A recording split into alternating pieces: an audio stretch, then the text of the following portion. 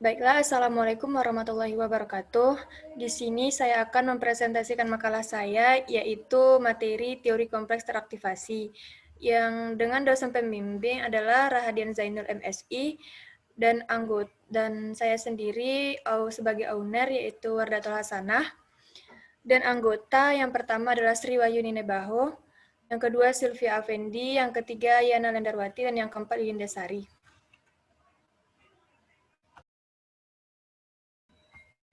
Oke, baiklah. Teori kompleks teraktivasi atau teori keadaan transisi.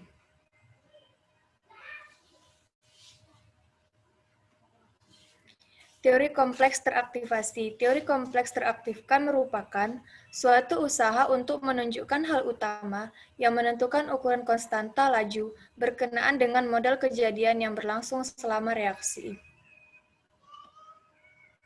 Adapun yang dibahas di dalamnya adalah yang pertama, koordinat reaksi dan keadaan transisi, yang kedua, persamaan Eyring, yang ketiga, laju pengurangan kompleks teraktifkan, yang keempat, konsentrasi kompleks teraktifkan, dan yang kelima, konstanta laju. Adapun faktor-faktor yang mempengaruhi laju reaksi, yang pertama konsentrasi, yang kedua luas permukaan, yang ketiga suhu, dan yang keempat adalah katalis.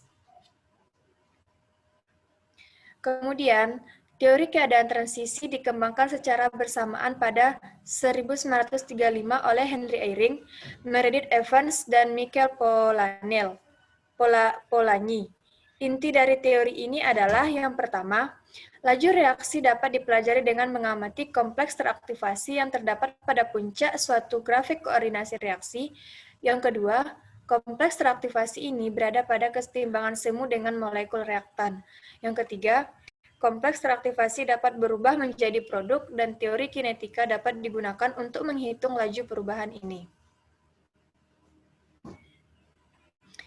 Adapun faktor utama mempengaruhi mekanisme reaksi.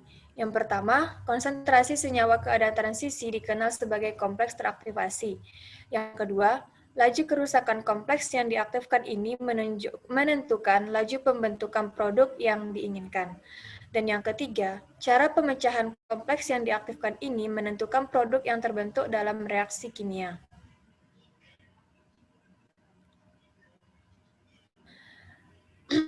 Katalis dapat menurunkan energi aktivasi reaksi dengan satu dari dua cara berikut. Yang pertama memberikan permukaan dan orientasi, dan yang kedua adalah mekanisme alternatif.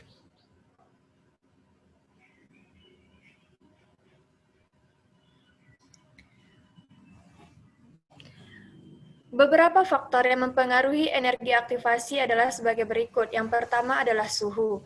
Fraksi molekul-molekul mampu untuk bereaksi 2 kali lipat dengan peningkatan suhu sebesar 10 derajat Celcius. Hal ini menyebabkan laju reaksi berlipat ganda. Dan yang kedua adalah faktor frekuensi. Dalam persamaan ini kurang lebih konstan untuk perubahan suhu yang kecil. Perlu dilihat bagaimana perubahan energi dari fraksi molekul sama atau lebih dari energi aktivasi. Yang ketiga, katalis. Katalis akan menyediakan rute agar reaksi berlangsung dengan energi aktivasi yang lebih rendah. Selanjutnya, teori keadaan transisi adalah spesies yang terbentuk sementara oleh molekul-molekul reaktan akibat tumbukan sebelum nantinya akan membentuk produk disebut keadaan transisi atau kompleks teraktifkan. Dalam keadaan transisi, ikatan-ikatan yang lama sedang mengalami proses pemutusan dan ikatan-ikatan yang baru mulai terbentuk. Energi aktivasi adalah energi yang dibutuhkan untuk mencapai keadaan transisi. Baiklah, sekian dari saya. Apakah ada dari saudari-saudari yang ingin menambahkan atau memberikan saran dan ingin bertanya?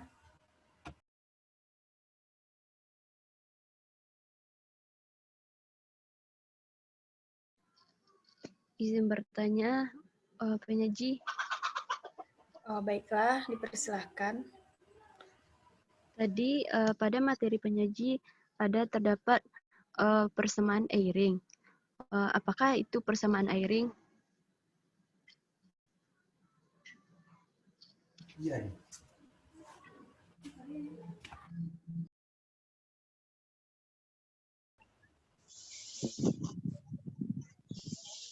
Baiklah, apakah ada yang ingin bertanya lagi?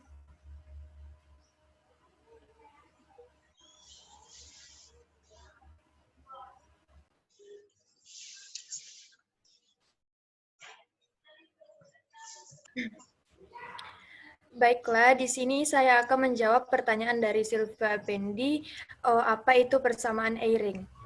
Persamaan Eyring kadang-kadang juga dikenal sebagai persamaan Eyring-Polanyi, adalah persamaan yang digunakan dalam kinetika kimia untuk menggambarkan varian laju reaksi kimia dengan suhu.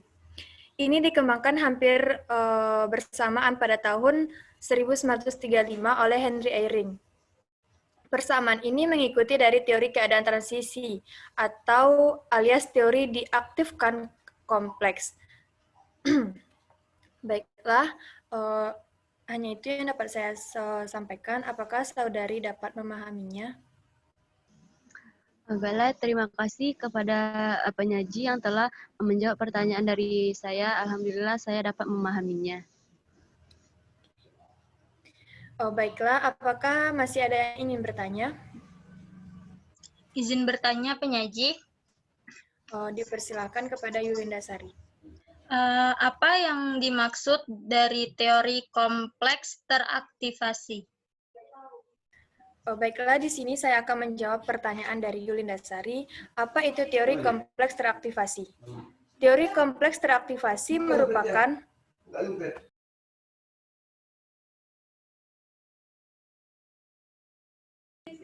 Teori kompleks teraktivasi merupakan suatu usaha untuk menunjukkan hal utama yang menentukan ukuran konstanta laju berkenaan dengan model kejadian yang berlangsung selama reaksi. Sekian dari saya. Apakah saudari dapat memahaminya?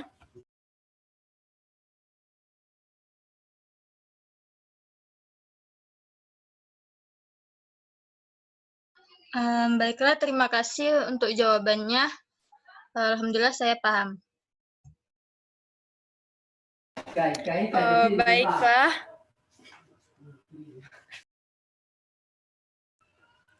Baiklah. Mas, apakah ada yang ingin menambahkan atau memberikan saran? Jika tidak ada, saya tutup. Assalamualaikum warahmatullahi wabarakatuh.